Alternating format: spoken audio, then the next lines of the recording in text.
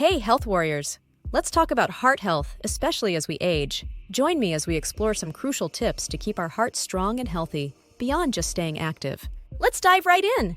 The importance of adopting a comprehensive approach to heart health, beyond exercise alone. It discusses the significance of maintaining a balanced diet, managing stress, scheduling regular checkups, and avoiding unhealthy habits like smoking and excessive alcohol consumption. Key points include consuming a diet rich in fruits, vegetables, and whole grains, practicing relaxation techniques to manage stress, and prioritizing routine health screenings.